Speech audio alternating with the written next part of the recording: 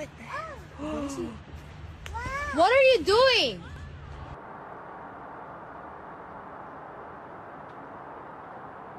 Why would you throw a rock at it? You've all seen the video of the monk seal that almost got hit by the rock from the tourists who threw it. If you didn't, here it is again. And we've all seen, or some of us have seen, environmental activists, I like to call them, who took matters into his own hands to educate what might happen if you mess with our land or the animals. And our attorney over here wants to make it clear we don't condone violence. But we did make a letter of recognition for Mr. Ambassador of Aloha. I know everybody's trying to keep him anonymous.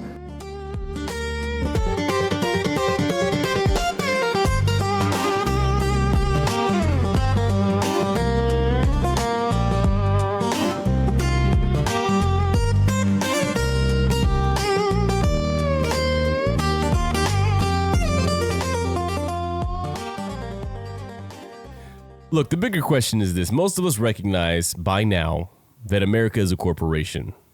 This is why so many things seem like they're failing around you. Legal, political, educational, your food, healthcare, everything around you seems crooked and manipulated because at the end of the day, we have lost our principles and values. Hell, maybe we never even had them to service a buck. The almighty dollar is the god of America. But knowing that, it still shocks me that one, people continue to put their faith in billionaires to improve the average citizen's life. And two, we continue to believe that people put in charge are going to do right by us, like protecting our environment, or hell. If that's the case, let's just take Florida, for example, which is one of the fastest growing beachfront condominiums on the planet. In the prospectus, when you invest, there should be, in the footnotes, if global warming is for real, they won't put it that way, global warming happens and water rises 10 feet, this investment you made is fuck all. Not one single investment prospectus written since 2000, this century, has alluded to global warming. Not one motherfucker. The fact that people still eat this up and regurgitate it because their party leaders tell them it's true is mind-numbing. But in the latest example of a rich person continuously telling you they don't give a damn about you, and no, I'm not talking about that clip with Trump that's going around. When you're negotiating with Iran, Mr. President, to what extent are Americans' financial situations motivating you to make a deal? Not even a little bit. The only thing that matters when I'm talking about Iran, they can't have a nuclear weapon. It goes like this in Honolulu. A tourist who drew widespread condemnation in Hawaii after a witness recorded him chucking a coconut-sized rock at Lani, a beloved, endangered Hawaiian monk seal off of Maui Beach, was arrested Wednesday by federal agents.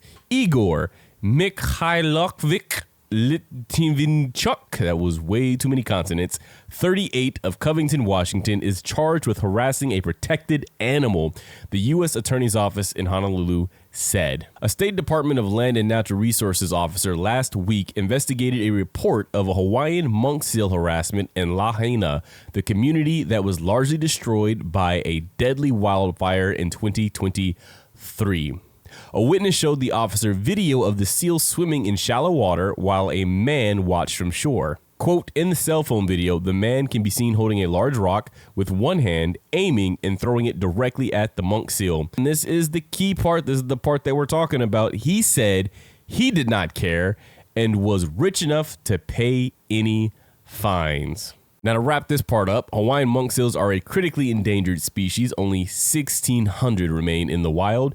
If convicted, Lickchucknickfuck faces up to 1 year in prison for each charge. He also faces a fine of up to $50,000 under the Endangered Species Act and a fine of up to $20,000 under the Marine Mammal Protection Act. I find this article fascinating for two reasons. The first one being the fact that this man actually seems to be possibly facing consequences for his actions. Let's be real. you and I know this already. Most rich individuals do not face justice, recompense, consequence, whatever words you want to put, but does not face punishment like you and I face, which is why an individual like this felt comfortable enough to tell a passerby, go fuck yourself. Because that is what a lot of billionaires and maybe some millionaires are telling people right now. When it comes to the rising prices of groceries, go fuck yourself. When it comes to the fact that it's now more unaffordable than ever to fuel your car up, billionaires' response is, go fuck yourself.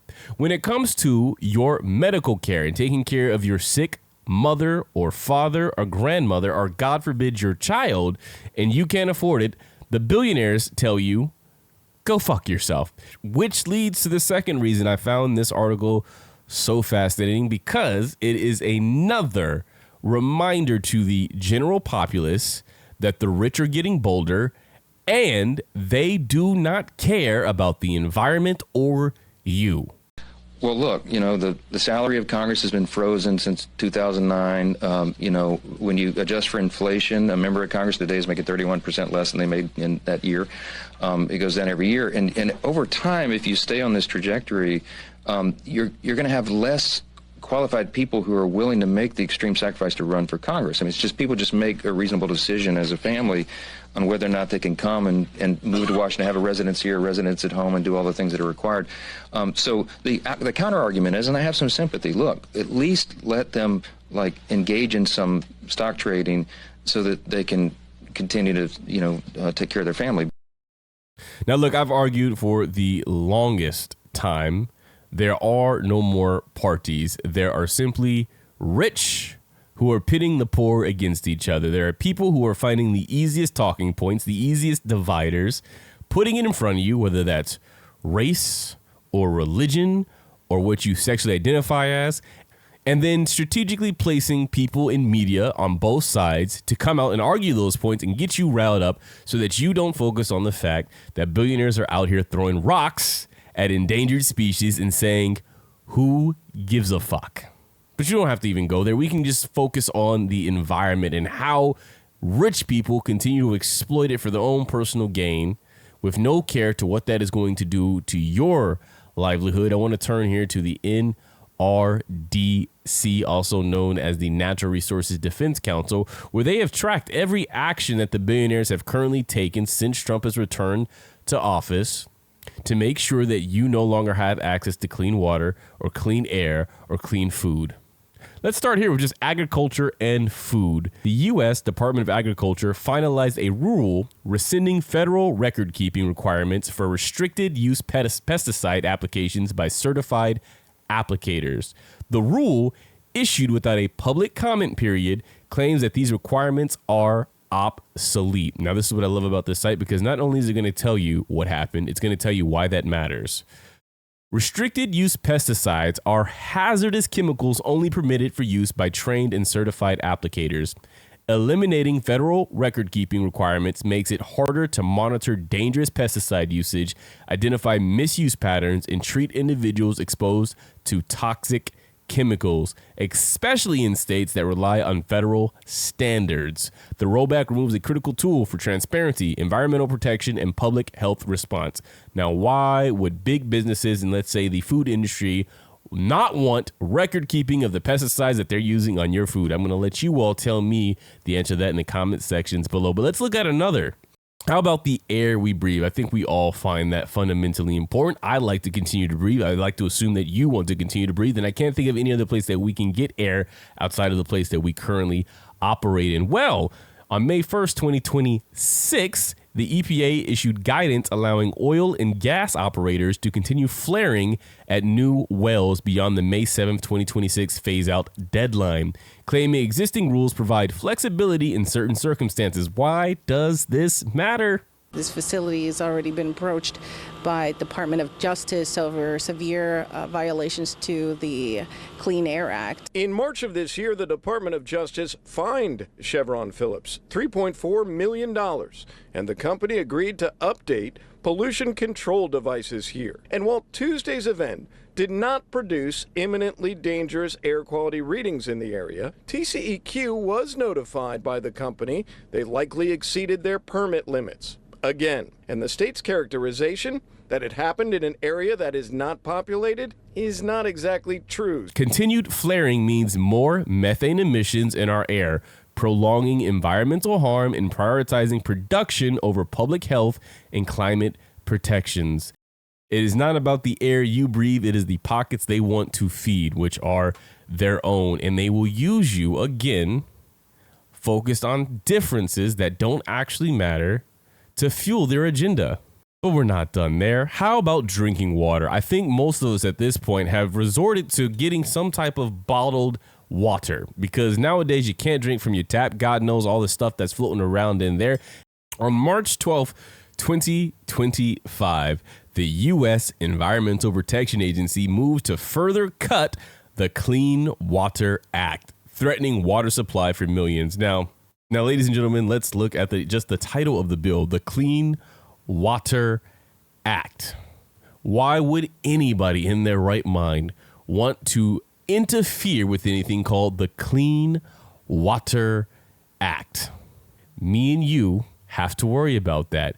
Billionaires who already know this to be true, who have already paid people to alter the data so that you think it's false, have already prepared their bunkers and where they're going to stay if said ripple effects happen. They don't care, because they've planned for it in their family, and they have the money and the resources to take care of themselves. But let me tell you, ladies and gentlemen, we do not have that same luxury. I don't know about you, but there's no bunker in Hawaii waiting for me if shit were to hit the fan. This is my point when I go back to the original article of the man who threw the rock at the endangered animal. Billionaires, millionaires, rich people do not care. Not about the environment, not about you, but they will utilize you to further divide, confuse, and distract from what they're doing to our planet. How many times do these billionaires and millionaires have to tell you that they don't give a fuck about you before you go, I am done playing their games. I'm no longer repeating their talking points or falling for their silly distractions. I am for this planet. I am for America before I am for party, or more importantly, before I am for billionaires. There's no JLW. Let me know your thoughts. I'll let you all later.